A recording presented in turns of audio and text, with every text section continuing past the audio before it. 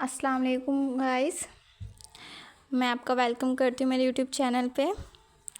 तो आज का जो हमारा टॉपिक है वो यूवी स्पेक्ट्रोस्कोपी के ऊपर यूवी स्पेक्ट्रोस्कोपी से लिया गया है वुडवर्ड फिशर रूल। अक्सर लोगों को बहुत प्रॉब्लम होती है वुडवर्ड फिशर रूल को समझने में, तो आज हम डिस्कस करेंगे वुडवर्ड फिशर रूल को। सबसे पहले हम इसके इंट्रोडक्शन की बात कर लेते हैं कि वुडवर्ड फिशर रूल है वो किसने दिया था। इन 1945 Robert burn Woodward gave certain rule for correlation maximum with molecular structure. 1945 में रॉबर्ट बर्न ने जो मॉलिक्यूलर स्ट्रक्चर के लिए एक रूल दिया था।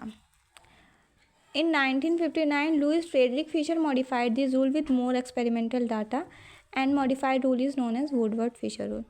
एंड 1959 में इस रूल को फिर से डिस्क्राइब किया था लुइस फ्रेडरिक फिशर ने, और इस रूल को अब हमने बोल दिया था वुडवर्ड फिशर रूल। अभी किस लिए यूज़ किया जाता है? It is use to calculate the position and for a given structure by relating the position and degree of substitution of chromophore. जो आपके मॉलिक्यूल होते हैं उनके स्ट्रक्चर के डिटर्मिनेशन के लिए, उनमें कितने क्रोमोफोर जुड़े हुए हैं, इन सब के डिटर्मिनेशन के लिए हम इसको यूज़ करते हैं।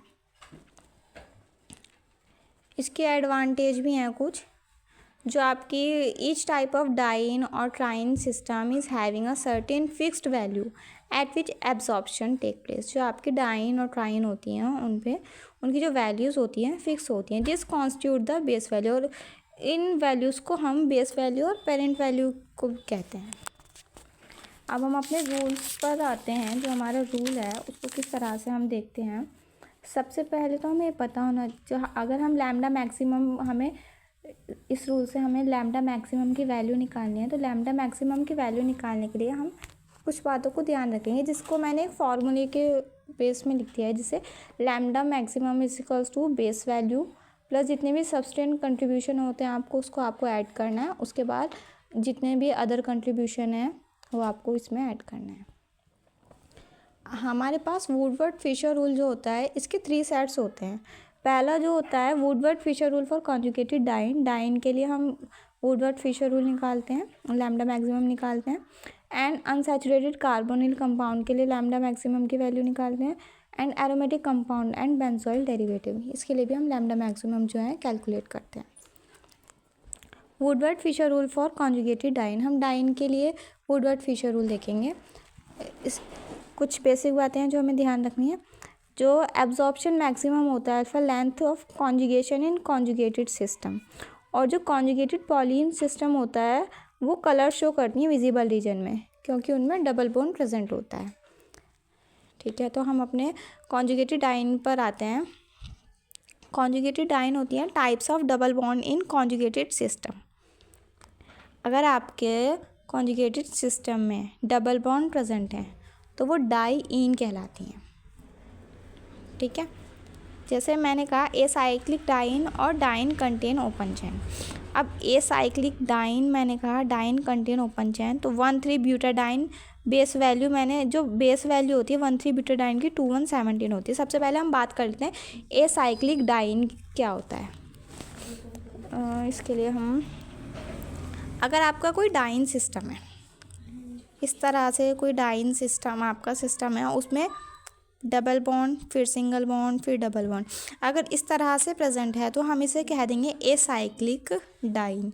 अब ए साइक्लिक डाइन जो होता है उसकी बेस वैल्यू फिक्स्ड होती है, उसकी बेस वैल्यू होती है 270 नैनोमीटर। ठीक है, तो आपको मैंने एक एग्जांपल लिया है CH2 double bond CH single bond CH double bond CH2। सबसे पहले हम इसमें देखेंगे ये कौन सा सिस्टम है, तो ये हमारा ए साइक्लिक डाइन सिस्टम है। तो ए साइक्लिक डाइन सिस्टम की जो बेस वैल्यू होती है वो होती है 217, तो हम इसकी बेस वैल्यू लिख देंगे 217।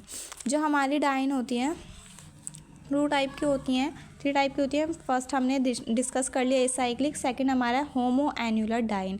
होमो एन्युलर डाइन वो होती हैं, अगर आपका कोई रिंग है, अगर एक ही रिंग में दोनों डाइन सिस्टम आपके प्रेजेंट है, देखिए यहाँ पर डबल बॉन्ड है, सिंगल बॉन्ड फिर डबल बॉन्ड, एक ही रिंग में अगर आपके डाइन सिस्टम प्रेजेंट हैं तो उसको हम कहते हैं होमो एन्युलर डाइन, जिसकी बेस वैल्यू भी आपको गिवन होती है, फिक्स्ड होती है 253 नैनोमीटर। फिर बात आती है heteroannular diene. Heteroannular diene क्या होता है? जब आपका अलग अलग साइकिल, आपका जो साइकिल होती हैं, 2 साइकिल होती हैं, उसमें देखो डाइन सिस्टम, एक डाइन सिस्टम इस वाली रिंग में और एक डाइन सिस्टम इस वाली रिंग में, इस तरह से आपका double bond, single bond, double bond. जब आपका डाइन सिस्टम अलग अलग रिंग में प्रेजेंट होता है तो हम उसको बोलते हैं हेट्रो एन्युलर डाइन, जिसकी बेस वैल्यू होती है 253 नैनोमीटर।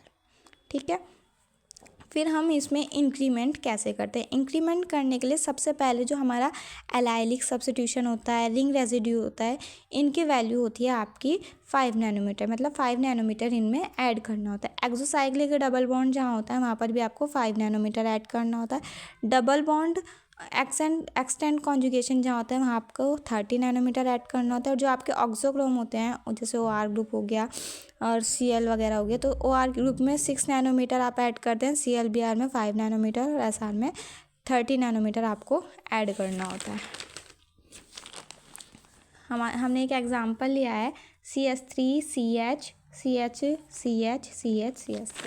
हम इसमें सबसे पहले देखेंगे कि ये इसमें कौन सा डाइन सिस्टम बनना है। देखिए, single bond, double bond, single bond, double bond, cycle, एक चेन सिस्टम है। चेन सिस्टम जो होता है वो होता है एसाइक्लिक डाइन सिस्टम। तो चेन सिस्टम शो कर रहा है, जो चेन सिस्टम जो होता है उसकी बेस वैल्यू जो होती है 270 नैनोमीटर होती है।